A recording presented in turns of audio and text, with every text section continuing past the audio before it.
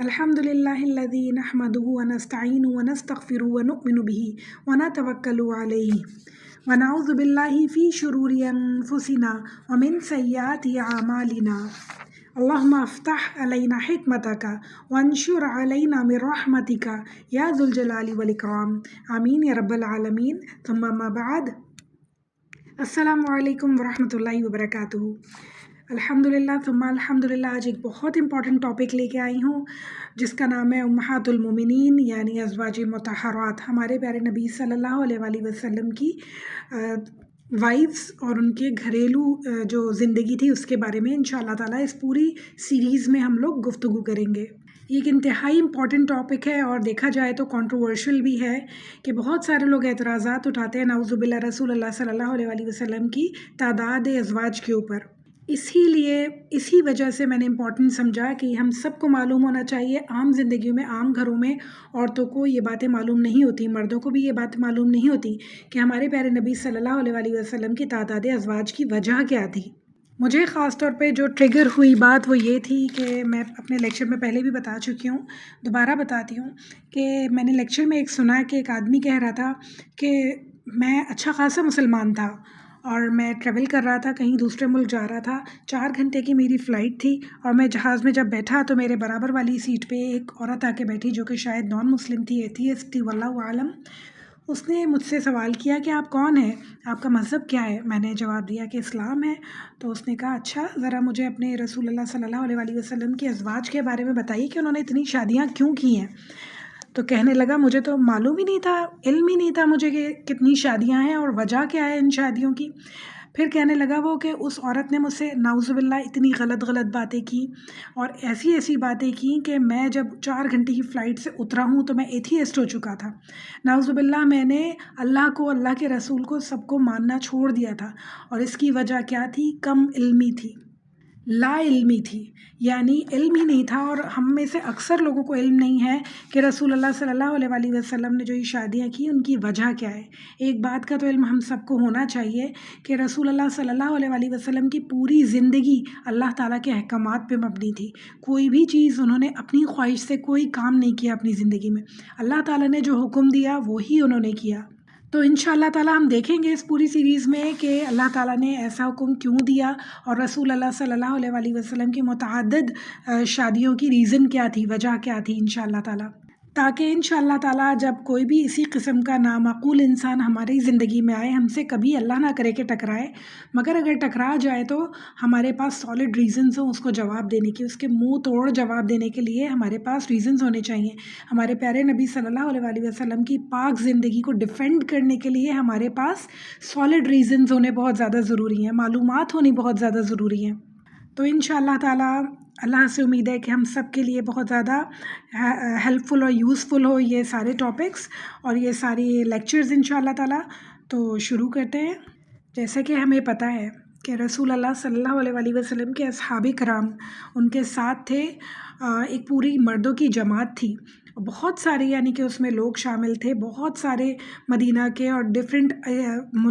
علاقوں سے آئے ہوئے لوگ شامل تھے جو رسول اللہ صلی اللہ علیہ وآلہ وسلم سے دین سیکھتے تھے اور پھر جا کے واپس اپنے ملکوں میں، اپنے علاقوں میں، اپنے قبیلوں میں رسول اللہ صلی اللہ علیہ وآلہ وسلم کی بات کو پھیلایا کرتے تھے. رسول اللہ صلی اللہ علیہ وآلہ وسلم کی ذات ہمارے سامنے ایک نمونہ ہے اللہ تعالیٰ کے احکامات کا، مگر کمی یہاں پہ کیا تھی کہ عورتوں کی بھی ایک جماعت ہونی چاہیے جو عورتوں کو یہ سارے مسئلے بتائے. بہت سارے مسئلے ایسے ہوتے ہیں جو نسوانی ہوتے ہیں، جو عورتوں کے مسئلے ہوتے ہیں، گھریلو مسئلے ہوتے ہیں، اور ایسے تعلقات میں، ازواجی تعلقات میں ایسے مسئلے ہوتے ہیں جو عورتیں عورتوں سے ہی ڈسکس کر سکتی ہیں، مردوں کے سامنے جا کے نہیں کہہ سکتی، اور شاید نہ ہی وہ مردوں کو وہ سارے مسئلے معلوم ہوں. پہلی اور سب سے بڑی ریزن ازواج مطہرات کی تعداد کے بارے میں یہی ہے کہ جتنی زیادہ ازواج مطہرات تھیں اتنی ہی زیادہ عورتیں ان سے علم حاصل کر سکیں، سیکھ سکیں. اس لیے اللہ تعالیٰ نے ان کی بھی ایک جماعت بنائی چھوٹی سی کہ رہتی دنیا تک کی عورتیں ان سے جو ان کی احادیث ہیں، ان سے نیریٹڈ ہیں، وہ ہم پڑھ سکیں اور سیکھ سکیں. قرآن حکیم میں اللہ تعالیٰ نے رسول اللہ صلی اللہ علیہ وآلہ وسلم کی ازواج مطہرات کو امت کی مائیں قرار دیا ہے، یعنی اتنی زیادہ رسپیکٹ اور اتنی زیادہ ان کو عزت ملی ہے ہمیشہ رہتی دنیا تک. اللہ تعالیٰ نے فرمایا سورہ الاحزاب میں نبی مومنین پر نبی ان کی جانوں سے بڑھ کر ہے، اور نبی کی ازواج مومنوں کی مائیں ہیں۔ تو اس لیے بہنوں، رسول اللہ صلی اللہ علیہ وآلہ وسلم جس طرح ہمارے لیے نمونہ تقلید ہے، یعنی ان کو دیکھ کے ہم سیکھتے ہیں چیزیں، اسی طرح امہات المومنین رسول اللہ صلی اللہ علیہ وآلہ وسلم کی وائفز بھی ہم خواتین کے لیے ایک جو ہے مشعل راہ ہیں۔ ہم انہیں دیکھ کے سیکھتے ہیں کہ ہمیں زندگی میں کیا کرنا ہے۔ اس وقت کی خواتین بھی اپنے مسئلے رسول اللہ صلی اللہ علیہ وآلہ وسلم کی وائفز کے پاس ہی لایا کرتی تھیں اور ان سے ان کے حل پوچھا کرتی تھیں۔ جس طرح اللہ تعالیٰ نے رسول اللہ صلی اللہ علیہ وآلہ وسلم کو دنیا کو سنوارنے اور سدھارنے کے لیے مبعوث کیا تھا نا، اسی طرح اللہ تعالیٰ نے ازواج مطہرات کو بھی چن لیا تھا رسول اللہ صلی اللہ علیہ وآلہ وسلم کی مدد کرنے کے لیے۔ جو کچھ انہوں نے رسول اللہ صلی اللہ علیہ وآلہ وسلم سے اکیلے میں سیکھا اور سب کے سامنے سیکھا، وہ لوگوں تک پہنچانے کے لیے، لوگوں کو بتانے کے لیے۔ اگر دیکھا جائے تو آدھی دنیا عورتوں پر مبنی ہے، آدھے آدمی ہیں تو آدھی عورتیں ہیں، بلکہ آدھی سے زیادہ ہی عورتیں ہیں۔ اگر اللہ تعالیٰ رسول اللہ صلی اللہ علیہ وآلہ وسلم کی اتنی زیادہ شادیاں نہیں کرواتے تو آپ سوچیں کہ یہ ایک جماعت جو اللہ تعالیٰ نے چوز کی رسول اللہ صلی اللہ علیہ وآلہ وسلم کے لیے وائفز کی صورت میں، اگر یہ جماعت نہیں ہوتی تو ہمارے پاس کتنے سارے احکامات رہ جاتے جو پہنچ ہی نہیں پاتے ہم تک۔ آپ یہ سوچیں کہ اگر اللہ تعالیٰ صرف ایک شادی کا حکم دیتے رسول اللہ صلی اللہ علیہ وآلہ وسلم کو، اور آپ صلی اللہ علیہ وآلہ وسلم صرف ایک شادی کرتے، تو کیا گارنٹی تھی کہ وہ خاتون کتنا جیتی اور ان کے اندر کتنی ہمت اور طاقت ہوتی کہ وہ کتنی خواتین کو سکھا سکتی۔ اگر وہ صبح سے رات تک بھی سکھاتی رہتی تو وہ اتنا نہیں سکھا پاتی جتنا ایک پوری گروپ نے، ایک پوری تعداد ازواج نے مل کر خواتین کو سکھایا۔ پھر ہم دیکھتے ہیں کہ جس طرح مردوں کے مزاج الگ الگ ہوتے ہیں، اسی طرح ہم عورتوں کے بھی مزاج الگ الگ ہوتے ہیں۔ وہ ایک جو ازواج مطہرات ہوتی تو ان کے مزاج سب سے مل پاتے یا نہیں مل پاتے، وہ لوگوں کو اس طرح سمجھا پاتی یا نہیں پاتی، یعنی اس طرح سمجھیں آپ بات کہ ہر انسان کے مزاج الگ ہوتے ہیں، سننے والے کے بھی اور بتانے والے کے بھی۔ تو جس کو جو انسان سوٹ کرتا ہے نا، وہ اس کے پاس ہی جاتا ہے۔ تو اس لیے ڈفرینٹ ملکوں کی ڈفرینٹ خواتین کو اللہ تعالیٰ نے ازواج مطہرات کے لیے چوز کیا، تاکہ ان کے قبیلے کے لوگ ان سے سیکھ سکیں، ان کے قبیلے کے لوگ ان سے سیکھ سکیں، عربی بولنے والے لوگ وہاں سے سیکھ سکیں، کوئی اور لینگویج بولتے ہوں تو وہ وہاں سے سیکھ سکیں۔ تو ہر طرح کے لوگوں کے لیے ڈفرینٹ خواتین اللہ تعالیٰ نے چوز کی۔ بہت ساری حکمتیں ہیں، آگے بھی ہم انشاء اللہ تعالیٰ پڑھتے جائیں گے۔ اب ہم کچھ رسول اللہ صلی اللہ علیہ وآلہ وسلم کی گھریلو زندگی کے بارے میں دیکھتے ہیں۔ رسول اللہ صلی اللہ علیہ وآلہ وسلم اپنی ازواج مطہرات سے بہت زیادہ محبت کیا کرتے تھے، ان کی تعریفیں کیا کرتے تھے، یعنی ان کی تعریف بھی کیا کرتے تھے، ان سے محبت بھی کیا کرتے تھے۔ ہمارے پیارے نبی صلی اللہ علیہ وآلہ وسلم اپنی ازواج سے بہت زیادہ محبت کیا کرتے تھے، ان کے ناز نخرے بھی اٹھایا کرتے تھے، ان کی فرمائشیں بھی مانا کرتے تھے، جتنی جائز حدود میں ہوتی تھی، جتنی وہ کر سکتے تھے وہ ضرور مانا کرتے تھے۔ ان کی زندگی بالکل فلیٹ نہیں تھی، جیسے ہم سمجھتے نا، ہم لوگوں کا مسئلہ یہ ہو جاتا ہے کہ اگر ہم دین سیکھتے ہیں، خواتین بھی اور مرد حضرات بھی، تو اس میں اتنے زیادہ کھو جاتے ہیں کہ اپنی زندگیوں کو ایک دم بے رونق کر لیتے ہیں۔ گھر والوں سے ہنس کے مسکرا کے محبت سے بات نہیں کرتے، بلکہ ہر وقت غصے سے بات کرتے ہیں۔ بچے نماز نہیں پڑھ رہے ہوتے ہیں تو ان کے اوپر چیخنا چلانا شروع ہو جاتے ہیں، انہیں بری باتیں کہنا شروع ہو جاتے ہیں، انہیں جہنمی کہنا شروع ہو جاتے ہیں۔ بیگم اگر کوئی مسئلہ کرتی ہیں، کوئی گڑبڑ کرتی ہیں تو بہت برا رویہ اختیار کرتے ہیں، حالانکہ اسلام نے ایسی باتوں کرنے کا کبھی بھی حکم نہیں دیا، نہ مردوں کو نہ عورتوں کو۔ رسول اللہ صلی اللہ علیہ وآلہ وسلم کی زندگی بہت خوشگوار تھی، اتنی ساری ازواج ہونے کے باوجود بہت محبت سے سب کے ساتھ رہا کرتے تھے، بہت اخلاق کے ساتھ سب کے ساتھ پیش آیا کرتے تھے۔ آپ ان کے ساتھ ہنسی مذاق بھی کیا کرتے تھے، اور ان کی زندگی میں نشیب و فراز بھی تھے، صبر و غنا بھی تھا، یعنی کہ ان کی زندگی بالکل ایک فلیٹ نہیں تھی، ایک ہی جیسی نہیں تھی، بلکہ جیسے عام زندگیاں ہوتی ہیں نا، عام لوگ ہوتے ہیں، عام لوگوں کی ازواجی زندگیاں ہوتی ہیں، ویسی ہی ان کی زندگی تھی۔ انہیں ہمارے پیارے نبی صلی اللہ علیہ وآلہ وسلم نے اتنا خوبصورت بنا دیا تھا۔ اس کی بہت ہی پیاری سی مثال میں آپ کو دیتی ہوں کہ حضرت عائشہ رضی اللہ تعالیٰ عنہ جب پانی پیتی تو رسول اللہ صلی اللہ علیہ وآلہ وسلم اسی گلاس سے اسی جگہ سے منہ لگا کے پانی پیتے۔ آپ عائشہ رضی اللہ تعالیٰ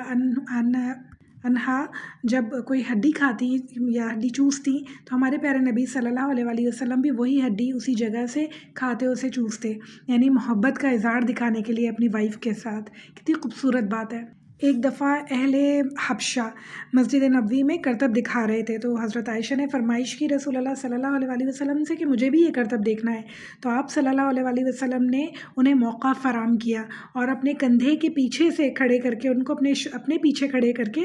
اور کندھے کی اوٹ سے انہوں نے وہ کرتب دیکھا، یعنی جو جائز خواہشات ہوتی تھی وہ اپنی وائفز کی وہ پوری کیا کرتے تھے۔ 2 مرتبہ ہمارے پیارے نبی صلی اللہ علیہ وآلہ وسلم نے حضرت عائشہ کے ساتھ سفر کے موقع پہ ریس بھی لگائی۔ آپ سوچیں ذرا، جب صحابہ کرام آگے چلے گئے، اپنے صحابہ کرام کو کہا کہ آپ نا آگے جائیں تیز، وہ سب آگے چلے گئے تو حضرت عائشہ سے کہنے لگے چلو عائشہ ریس لگاتے ہیں،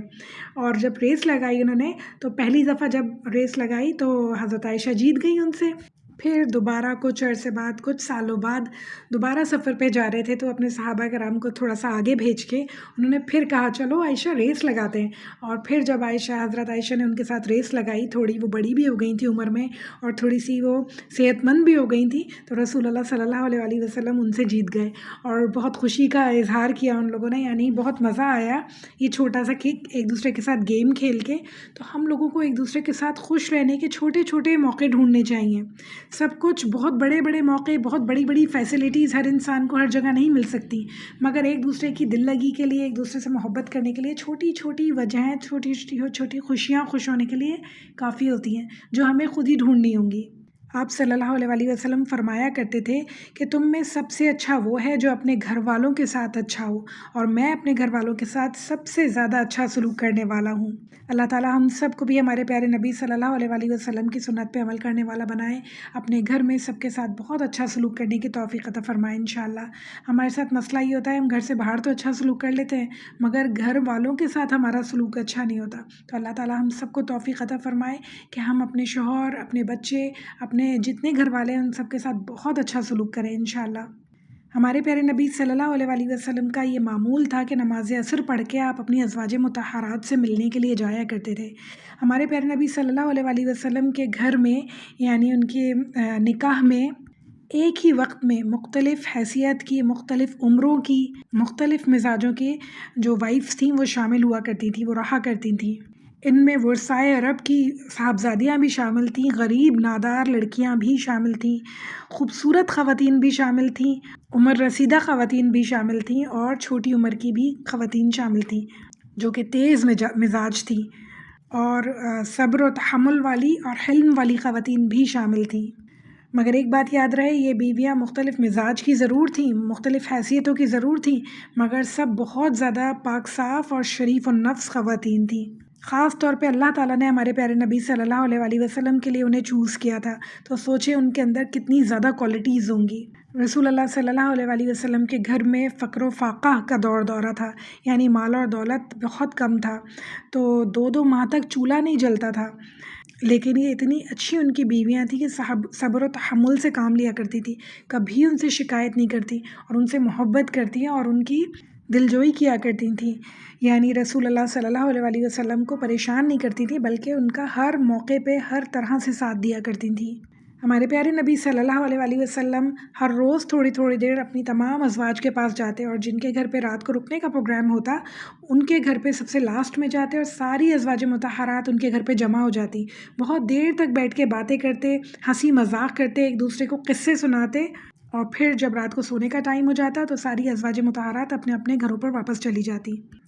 اپنی پیاری ازواج مطہرات کا، امہات المومنین کا تمام انتظام ضرورتوں کا ہمارے پیارے نبی صلی اللہ علیہ وآلہ وسلم کو کرنا ہوتا، ان کی تعلیم اور تربیت بھی آپ ہی کے ذمے تھی، اور پھر انہی خواتین کے ذریعے بقیہ جو خواتین تھیں، باقی جو عرب کی خواتین تھیں، ان کی اصلاح کی، ان کی تربیت کا کام جاری رہتا۔ عورتیں اپنے مسائل لے کے امہات المومنین کے پاس آتی، ان سے پوچھتی۔ سوچیں ذرا کتنے سارے مسئلے ہوتے ہیں خواتین کے، ہسبینڈس کے ساتھ رہتے ہوئے کتنی زیادہ باتیں ہوتی ہیں جو پوچھنی ہوتی ہیں، پاک ہونے کے لیے کتنی ساری ڈیٹیلز ہیں جو معلوم ہونا بہت زیادہ ضروری ہے،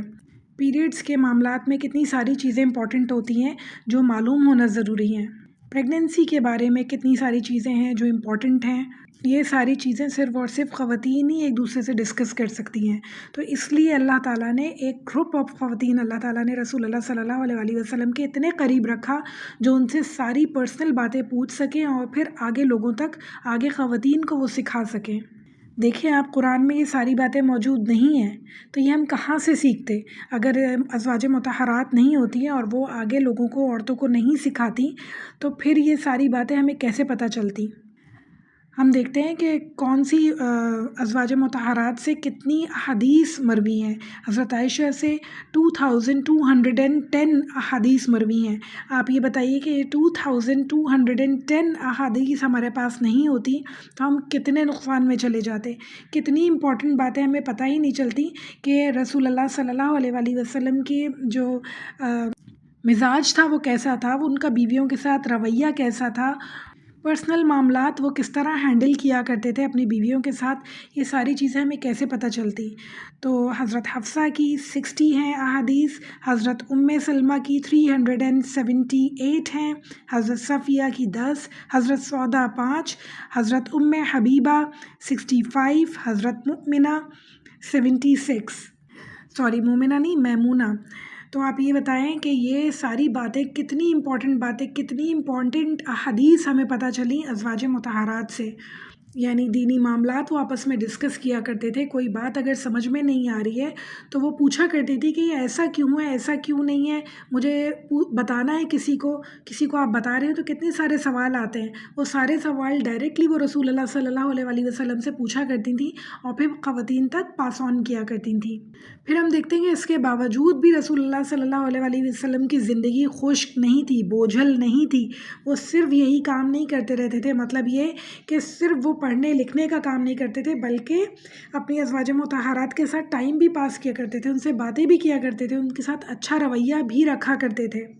زندگی مصنوعی نہیں تھی ان کی، صرف دکھاوے کی زندگی نہیں تھی۔ جیسے ہم اپنے اوپر دکھاوے کا خول چڑھا لیتے ہیں نا، سب سے پہلے اپنا لباس چینج کر کے، اپنا حلیہ چینج کر کے، اور ہم دکھاوے کا خول چڑھا لیتے ہیں کہ ہم بہت دین والے ہیں، چاہے اندر سے ہم اتنے نہیں ہوں۔ سب سے امپورٹنٹ بات ہے کہ ہمیں اپنے اندر کو چینج کرنا ہے، اپنے رویوں کو چینج کرنا ہے، اپنے اخلاق کو چینج کرنا ہے،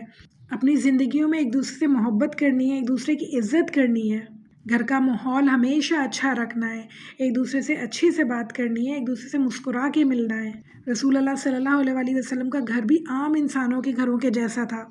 ہر طرح کے جذبات اس میں موجود تھے، آنسوؤں کی چمک بھی تھی، مسکراہٹیں بھی تھیں، محبتیں بھی تھیں، رشک بھی تھا، پریشانیاں بھی موجود تھیں۔ ہمارے پیارے نبی صلی اللہ علیہ وآلہ وسلم جب اس باغ میں آتے تو اس باغ کے سارے پھول کھل اٹھتے، بات چیت ہوتی، کبھی کبھی قصے گوئی بھی ہوتی اور ایک دوسرے کو لطائف بھی سنائے جاتے۔ بلکہ اس سے نسبتاً تو ہم لوگوں نے اپنے گھر کا ماحول ڈرائی کر لیا ہے، ہم ایک دوسرے سے بات نہیں کرتے ہیں، وائف ہیں تو ہسبینڈ سے بات نہیں کرتے ہیں، اچھی طرح مسکرا کے بات نہیں کرتے ہیں، بہت اچھے اخلاق کے ساتھ ہم لوگ ایک دوسرے سے پیش نہیں آتے ہیں۔ یہ بہت بری بات ہے۔ ہم اپنے پیارے نبی صلی اللہ علیہ وآلہ وسلم اور ان کی وائف سے سیکھتے ہیں کہ گھر کا ماحول بہت اچھا ہونا چاہیے، ایک دوسرے کے ساتھ بہت پرخلوص اور محبت بھرا رویہ ہونا چاہیے انشاءاللہ۔ اب ہم بات کرتے ہیں امہات المومنین کے حجرات کی، یعنی ان کے گھروں کی، ان کے کمروں کی۔ تو مسجد نبوی کے ساتھ ساتھ ہی رسول اللہ صلی اللہ علیہ وآلہ وسلم نے اپنے ازواج مطہرات کے لیے حجرے بنائے تھے، اور جب تعمیر ہوئی مسجد نبوی اس وقت رسول اللہ صلی اللہ علیہ وآلہ وسلم کے نکاح میں صرف حضرت سودا اور حضرت عائشہ رضی اللہ تعالیٰ عنہا تھیں، لہٰذا مسجد کی شرقی سمت میں صرف 2 ہی حجرے موجود تھے، 10 فٹ چوڑے اور 15 فٹ لمبے۔ ذرا سوچیں اور غور کریں، 10 فٹ چوڑے، 15 فٹ لمبے، 6 فٹ کا ایک عام قد کا آدمی ہوتا ہے، انسان ہوتا ہے، اس سے صرف 4 فٹ لمبے ان کے چوڑے ان کے کمرے ہوا کرتے تھے، اور 2 انسانوں کے برابر آپ لگا لیں تو اتنے چوڑے کمرے ہوا کرتے تھے، یعنی لمبائی اور چوڑائی اتنی کم ہوا کرتی تھی ان حجروں کی۔ کچی دیواریں اور کھجور کی چھتریوں کے چھت بنی ہوئی ہوتی تھی، اور وہ صرف اتنی اونچی ہوتی تھی کہ انسان ہاتھ اوپر کرے تو اس پہ ہاتھ لگ جائے۔ یعنی ہمارے پیارے نبی صلی اللہ علیہ وآلہ وسلم کی جو وائفز تھیں ان کے اتنے چھوٹے چھوٹے کمرے ہوا کرتے تھے۔ ہم شکر ادا کریں اللہ تعالیٰ کا کہ اللہ تعالیٰ نے ہمیں کتنی رحمتیں برکتیں نوازی ہیں، ہمارے گھروں میں کتنے بڑے بڑے کمرے ہیں اور کتنے پرسکون ہم رہتے ہیں الحمدللہ۔ اس پہ ہم شکایتیں کر رہے ہوتے ہیں، اس پہ ہم ناشکری کر رہے ہوتے ہیں۔ آپ دیکھیے ازواج مطہرات کتنی پرسکون انہوں نے زندگی گزاری اور اللہ تعالیٰ کے لیے گزاری۔ اللہ تعالیٰ ہم سب کے اندر وہ صبر و غنا عطا فرمائے انشاءاللہ۔ پھر ہم دیکھتے ہیں جیسے جیسے ازواج آتی گئیں، ازواج مطہرات آتی گئیں، ویسے ویسے ان کے حجرے بنتے چلے گئے۔ مسجد کے شرقی حصے میں جب حجروں کی جو تعداد زیادہ ہو گئی اور جگہ باقی نہ رہی تو شمالی حصے میں حجرے بنانے شروع کیے گئے اور پھر کچھ حجرے جنوبی حصے میں بھی بنے۔ اب افسوس کی بات ہے ہمارے لیے کہ اب ان حجروں میں سے کوئی بھی حجرہ باقی نہیں رہا۔ اگر ہوتے ہم دیکھتے تو بہت زیادہ اس سے سبق آموز ہمارے لیے تھے وہ حجرے۔ ولید بن عبد الملک کے دور میں جب توسیع ہوئی مسجد نبوی کی، اس وقت وہ حجرات ختم کروا دیے گئے، حجرے ختم کروا دیے گئے اور مسجد کو بڑا کر دیا گیا۔ صرف حضرت عائشہ کے حجرے کا وہ حصہ محفوظ رکھا گیا جہاں رسول اللہ صلی اللہ علیہ وآلہ وسلم، حضرت ابو بکر اور حضرت عمر فاروق موجود ہیں، یعنی ان کی قبریں موجود ہیں۔ اب ہم بات کرتے ہیں کہ امت کی ماؤں کے لیے اللہ تعالیٰ نے خاص قوانین رکھے اور اس میں سے کچھ ہم دیکھتے ہیں۔ زیادہ تر سورہ احزاب میں آئے ہیں تو میں آپ کو شارٹ کر کے بتاؤں گی، پوری آیتیں نہیں بتا رہی۔ تو اس میں ہم دیکھتے ہیں کہ اللہ تعالیٰ نے حکم دیا رسول اللہ صلی اللہ علیہ وآلہ وسلم کی ازواج کو کہ اگر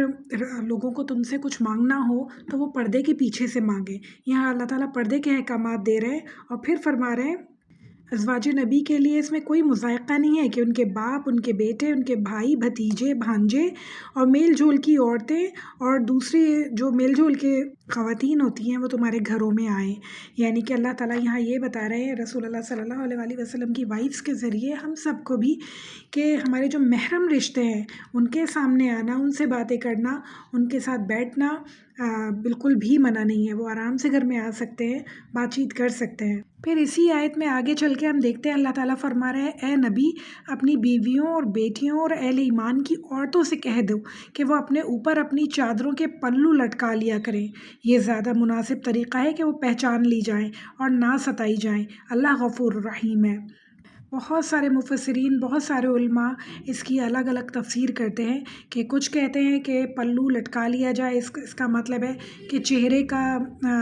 جو ہے پردہ ہے، کچھ کہتے ہیں چہرے کا پردہ نہیں ہے، کچھ کہتے ہیں پلو لٹکانے کا مطلب ہے کہ سر سے لے کے پاؤں تک عورت کا پردہ ہے، مکمل پردہ ہے عورت کا۔ کچھ علماء کہتے ہیں کہ اگر عورت گھر سے باہر نکلے تو چاہے وہ اپنا چہرہ نہ چھپائے مگر چہرے پہ اس کے کچھ لگا ہوا نہیں ہونا چاہیے، یہاں تک کہ کاجل بھی اس کے چہرے پہ نہ لگا ہوا ہو۔ پھر آگے اس بات کو کمپلیٹ کیا جا رہا ہے تاکہ وہ پہچان لی جائے اور ستائی نہ جائیں۔ ہم دیکھتے ہیں کہ ہم جب عبایا پہنتے ہیں، اسکارف پہنتے ہیں، نقاب کرتے ہیں، کتنا زیادہ سیکیور اپنے آپ کو فیل کرتے ہیں، کتنا ریلیکس فیل کرتے ہیں اپنے آپ کو کہ کوئی پریشانی، کوئی جھنجھٹ، کوئی ٹینشن نہیں ہوتی چاروں طرف کی، اور ہم پرسکون ہر جگہ جا سکتے ہیں اور آ سکتے ہیں۔ تو یہ اللہ تعالیٰ نے ہمیں ہماری حفاظت کے لیے یہ طریقہ دیا ہے۔ اللہ تعالیٰ ہم سب کو عمل کی توفیق عطا فرمائے انشاءاللہ۔ پھر سورہ احزاب میں ہی ہم دیکھتے ہیں کہ اللہ تعالیٰ حکم دے رہے ہیں کہ نبی کی بیویوں تم عام عورتوں کی طرح نہیں ہو، اگر تم اللہ سے ڈرنے والی ہو تو دبی زبان سے بات نہ کیا کرو، یعنی ایسی میٹھی زبان سے کسی نامحرم سے بات نہیں کرو۔ تو آگے کہہ رہے ہیں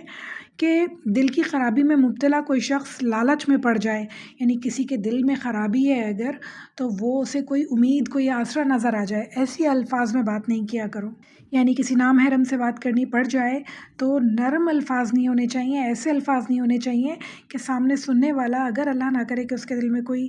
برائی ہے، کوئی بیماری ہے تو وہ بیماری اس کی بڑھ جائے یا اس کی امیدیں بڑھ جائیں، بلکہ صاف سیدھی بات کیا کرو۔ یعنی اس سے یہ بات پتہ چلتی ہے کہ ضرورت کے وقت نامحرم سے بات کی جا سکتی ہے، جائز ہے، مگر صرف اللہ تعالیٰ کیا کہہ رہے ہیں کہ نرم نرم میٹھی میٹھی باتیں مت کرو، بلکہ سیدھی سیدھی بات کرو، جو کام کی بات ہے وہ کرو، بس اپنے گھروں میں ٹک کر رہو اور سابق اور جاہلیت کسی سج دھج کے نہ نکلا کرو۔ یعنی اللہ تعالیٰ یہاں بلا ضرورت گھر سے نکلنے کو بھی منع کر رہے ہیں اور کہہ رہے ہیں کہ سج دھج کے نہ نکلا کرو۔ ہم دیکھتے ہیں نا جیسے ہندو خواتین پورے بڑے بڑے کڑے ہاتھوں تک پہنے پھر پازیبی بھی پہنی ہوئی ہیں، پھر لہنگا بھی پہنا ہوا ہے، پھر جو ہے بال بھی اس طرح کے بنے ہوئے ہیں، خوب ڈھیروں میک اپ ہوا ہوا، جب وہ چل رہی ہیں تو چھن چھن چھن چھن چھن چھن،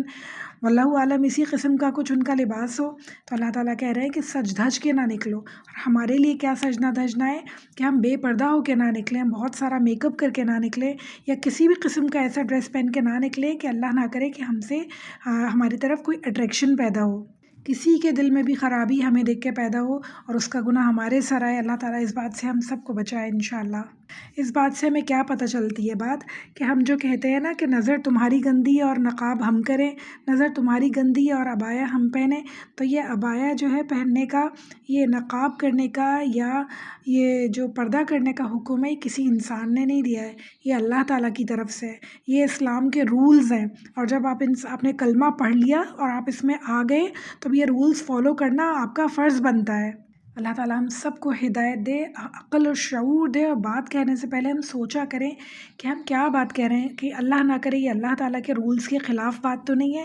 اور اللہ تعالیٰ کے رولز کے خلاف بات کرنے کا مطلب ہے کہ انسان کافروں میں شامل ہو جائے، کہ میں یہ نہیں کروں گی، مجھ سے یہ نہیں ہوگا، میں یہ نہیں کر سکتی، میں یہ بات مانتی ہی نہیں ہوں، تو اس کا مطلب ہے ہم اللہ تعالیٰ کے احکامات سے انکار کر رہے ہیں، اور اللہ نہ کرے اس کی وجہ سے ہم کافروں میں شامل نہ ہو جائیں۔ تو ہمیشہ سوچ سمجھ کے بات کریں، اور اللہ تعالیٰ کے احکامات پہ بغیر سوچے سمجھے عمل کرنا ہے، ایکسٹرا اپنا دماغ لگانے کی ضرورت نہیں ہے، جو اللہ تعالیٰ نے کہا ہے اس پہ عمل کرنا ہے لازمی انشاءاللہ۔ اور آپ دیکھیں جب آپ اپنے دل سے راضی ہو کے کریں گے نا انشاءاللہ، سوچ کے کہ اللہ نے حکم دیا ہے تو بہترین ہوگا میرے لیے، تو اللہ تعالیٰ دل بھی راضی کر دیں گے، اور اللہ تعالیٰ دل کو خوش کر دیں گے، اس میں آپ کو سکون محسوس ہوگا، پرسکون محسوس ہوگے، جب باہر نکلیں گے تو اپنا آپ بہترین محسوس ہوگا، یعنی جو خواتین بے پردہ گھوم رہی ہیں ان سے میں بہت زیادہ بہتر ہوں محسوس ہوگا۔ ہماری خوبصورتی، ہمارا حسن کسی کو دکھانے کے لیے نہیں ہے، کسی کی تعریف نہیں مانگتا ہے، جو ہمارے شوہر ہیں وہ بہت ہے ہماری تعریف کرنے کے لیے اور ہمارا حسن دیکھنے کے لیے۔ تو اللہ تعالیٰ ہم سب کو قناعت عطا فرمائے، ہم سب کو عقل اور شعور عطا فرمائے انشاءاللہ تعالیٰ۔ پھر اللہ تعالیٰ فرما رہا ہے نماز قائم کرو اور زکوٰۃ ادا کرو، اور اللہ کی اور اللہ کے رسول کی اطاعت کیا کرو۔ اللہ تعالیٰ تو یہ چاہتا ہے کہ تم اہل بیت، نبی صلی اللہ علیہ وآلہ وسلم، اہل بیت سے اور نبی صلی اللہ علیہ وآلہ وسلم سے گندگی کو دور کر دے اور تمہیں پوری طرح پاک کر دے۔ یعنی اللہ تعالیٰ نے جو پورے احکامات اوپر دیے نا، تو اللہ تعالیٰ وجہ بتا رہے ہیں احکامات دینے کی، کہ اللہ تعالیٰ یہ چاہتے ہیں کہ اللہ تعالیٰ تم سے اور رسول اللہ صلی اللہ علیہ وآلہ وسلم سے گندگی کو دور کر دے، گندی نظروں کو دور کر دے، گندی سوچوں کو دور کر دے، بری خواہشات کو دور کر دے، اور اللہ تعالیٰ کے نیک بندوں میں شامل فرمائے۔ پھر اس آیت کے اینڈ میں اللہ تعالیٰ کہہ رہے ہیں یاد رکھو اللہ تعالیٰ کی ان آیات کو اور حکمت کی باتوں کو جو تمہارے گھروں میں سنائی جاتی ہیں، یعنی یہ حکمت کی باتیں ہیں، ان کو بھولو نہیں، انہیں یاد رکھو، سوچو اللہ تعالیٰ نے کیا کہا ہے اور اس میں ہمارے لیے کتنے فائدے ہیں۔ اللہ تعالیٰ ہم سب کو عقل عطا فرمائے اور ان پہ عمل کرنے کی توفیق عطا فرمائے۔ ویسے ہمیں پتہ ہے کہ ازواج مطہرات پہ جو احکامات نازل ہوئے ساری خواتین کے لیے ہوتے ہیں، اللہ تعالیٰ ان کے ذریعے سے رہتی دنیا تک کی خواتین کو بتا رہے ہوتے ہیں جو ایمان لائیں کہ اس طرح تم لوگوں کو عمل کرنا ہے، جس طرح رسول اللہ صلی اللہ علیہ وآلہ وسلم کو بات کہتے ہیں اور وہ بات پوری امت کے لیے ہوتی ہے، اسی طرح جو بھی بات امہات المومنین کو کہی گئی ہے وہ بھی تمام عورتوں کے لیے ہے۔ اسی طرح ہم دیکھتے ہیں سورہ احزاب میں اللہ تعالیٰ حکم دے رہے ہیں رسول اللہ صلی اللہ علیہ وآلہ وسلم کو، فرما رہے ہیں اے نبی تمہارے لیے حلال کر دیے ہم نے تمہاری وہ بیویاں جن کے تم نے مہر ادا کر دیے ہیں۔ اس بات سے ہمیں پتہ چلتا ہے کہ مہر ادا کرنا بہت زیادہ ضروری ہے اور پہلے مہر ادا کر دینا چاہیے۔ شارٹ بتا رہی ہوں میں آپ کو، پوری آیتیں نہیں بتا رہی۔ تو پھر اللہ تعالیٰ فرما رہے ہیں اور تمہارے لیے حلال کر دی ہیں تمہاری چچا زاد، پھوپھی زاد، ماموں زاد، خالہ زاد بہنیں جنہوں نے تمہارے ساتھ ہجرت کی ہے، اور وہ مومن عورتیں جنہوں نے نبی کے لیے اپنے آپ کو ہبہ کر دیا اگر نبی انہیں نکاح میں لینا چاہیں۔ اچھا، رسول اللہ صلی اللہ علیہ وآلہ وسلم کو اللہ تعالیٰ بتا رہے ہیں کہ تمہاری چچا زاد، پھوپھی زاد، ماموں زاد، خالہ زاد بہنیں حلال ہیں، یعنی یہ تمام لوگوں کے لیے حلال ہے جو یہ رشتے کی ساری یہ پھوپھی زاد، ماموں زاد، خالہ زاد جو کزنز ہیں ان سے رشتہ نکاح کرنا حلال ہے۔ یہ سارے رشتے وہ ہیں جو انسان کے محرم نہیں ہیں۔ اچھا، یہ ان عورتوں کی بات اللہ تعالیٰ جو کر رہے ہیں جنہوں نے رسول اللہ صلی اللہ علیہ وآلہ وسلم کے لیے اپنے آپ کو ہبہ کر دیا ہے، تو یہ بات وہیں پر ختم ہو گئی۔ رسول کے لیے ہبہ کیا تھا تو رسول اللہ صلی اللہ علیہ وآلہ وسلم کو اجازت تھی کہ ان سے نکاح کر سکتے ہیں وہ، مگر اس کے بعد یہ ہبہ والی بات جو ہے یہ ختم ہو گئی، رسول اللہ صلی اللہ علیہ وآلہ وسلم تک محدود تھی۔ یہ رسول اللہ صلی اللہ علیہ وآلہ وسلم کے ذریعے بتایا جا رہا ہے مومنوں کو کہ وہ اپنی کزنز وغیرہ سے شادی کر سکتے ہیں، نکاح کر سکتے ہیں۔ اصل بات یہ ہے کہ رسول اللہ صلی اللہ علیہ وآلہ وسلم کو جس قوم کو سدھارنے کا اللہ تعالیٰ نے حکم دیا تھا،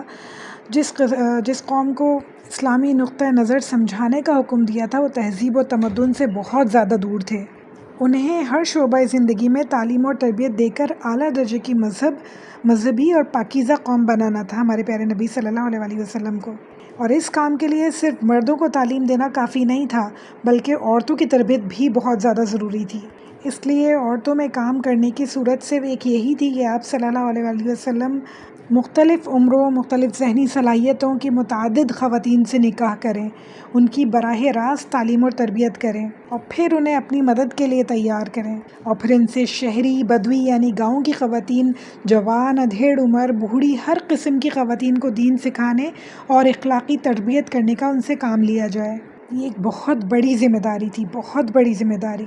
اور ہم یہ جانتے ہیں کہ عرب کا معاشرہ کیسا تھا، جہاں قبائل کی طرز زندگی بہت ہی زیادہ مخصوص روایت کے ساتھ بہت ہی زیادہ پکی طرح رائج تھی۔ ان حالات میں دوسری تدابیر کے ساتھ صلی اللہ علیہ وسلم کے لیے یہ بھی ضروری تھا کہ آپ مختلف خاندانوں میں نکاح کریں،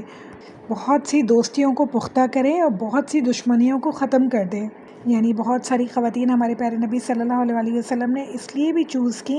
کہ ان کی جو اندر پرسنالٹی میں جو خصوصیات تھیں، اس کے علاوہ وہ دوستوں کے خاندانوں سے بھی تھیں، وہ دشمنوں کے خاندانوں سے بھی تھیں۔ حضرت عائشہ اور حضرت حفصہ کے ساتھ نکاح کر کے آپ صلی اللہ علیہ وسلم نے حضرت ابوبکر اور حضرت عمر کے ساتھ اپنے تعلقات اور بھی زیادہ گہرے اور مستحکم کیے۔ اور حضرت سلمہ اس خاندان کی بیٹی تھی جس میں ابو جہل اور خالد بن ولید کا تعلق تھا جس سے، اور حضرت حبیبہ ابو سفیان کی بیٹی تھی۔ ان تمام شادیوں سے ہم دیکھتے ہیں کہ بہت بڑی تعداد میں، بہت بڑے پیمانے پر جو دشمنیاں تھیں اس کا زور ٹوٹا، یہاں تک کہ جب حبیبہ کا ہمارے پیارے نبی صلی اللہ علیہ وسلم کے ساتھ نکاح ہوا، اس کے بعد کبھی بھی ابو سفیان نے رسول اللہ صلی اللہ علیہ وسلم سے مقابلہ نہیں کیا، ان کے مقابلے پہ وہ کھڑے نہیں ہوئے۔ اسی طرح اور بھی جگہ رسول اللہ صلی اللہ علیہ وسلم کو بہت زیادہ آسانیاں ہوئیں، یعنی کہ ان لوگوں میں یہ رواج تھا کہ اگر انسان سسرالی آپ کا بن جائے، کوئی بھی آپ کا انسان سسرالی بن جائے، چاہے وہ آپ کا دشمن بھی ہو، اس سے دشمنی ختم کر دی جاتی تھی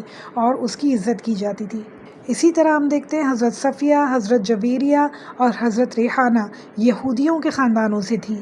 حضرت صفیہ بنو نذیر نامی یہودی قبیلے سے تعلق رکھتی تھی جو مدینہ میں ہوا کرتا تھا، اور پھر جب خیبر کی جنگ ہوئی تو وہ قیدی بنا لی گئی۔ ان کی شادی ایک یہودی سے ہوئی بھی تھی، پھر انہوں نے اسلام قبول کر لیا، رسول اللہ صلی اللہ علیہ وسلم نے انہیں آزاد کیا اور ان سے نکاح کر لیا۔ اس طرح بہت سے یہودی جو ان کے دشمن تھے، ان کی جو دشمنی تھی وہ تھوڑی ٹھنڈی پڑ گئی، کیونکہ آپ صلی اللہ علیہ وسلم نے ان تمام ہی خواتین کے ساتھ بہت ہی بہترین سلوک کیا ہمیشہ۔ حضرت جویریہ کی بات کریں تو بنو مستلق قبیلے سے تھیں، جو عرب کا ہی قبیلہ تھا، بت پرست قبیلہ تھا، اور جب جنگ ہوئی ان سے تو وہ ایک صحابی کے پاس کے حصے میں آئیں، یعنی کہ جو سارے قیدی ہوا کرتے تھے وہ بانٹ دیے جاتے تھے، تو حضرت جویریہ ایک صحابی کے حصے میں آئیں، اور انہوں نے حضرت جویریہ نے رسول اللہ صلی اللہ علیہ وسلم سے درخواست کی کہ انہیں کچھ پیسے چاہیے تاکہ وہ ادا کر کے آزاد ہو سکیں۔ آپ صلی اللہ علیہ وسلم نے ان کی ایک رقم ادا کی، انہیں آزاد کیا، وہ اسلام لے آئیں، اور آپ صلی اللہ علیہ وسلم نے ان سے نکاح کیا۔ اور اس زمانے کے عربی روایت کے مطابق ہم جانتے ہیں کہ کوئی شخص کسی قبیلے کی کسی لڑکی کو بیاہ لیتا تھا تو اس لڑکی کے خاندان ہی کا نہیں بلکہ پورے قبیلے کا داماد ہو جاتا تھا وہ، اور پھر داماد سے وہ لڑتے نہیں تھے۔ اور پھر ہم دیکھتے ہیں سب سے مشکل نکاح جو ہمارے پیارے نبی صلی اللہ علیہ وسلم نے کیا، وہ اس لیے کیا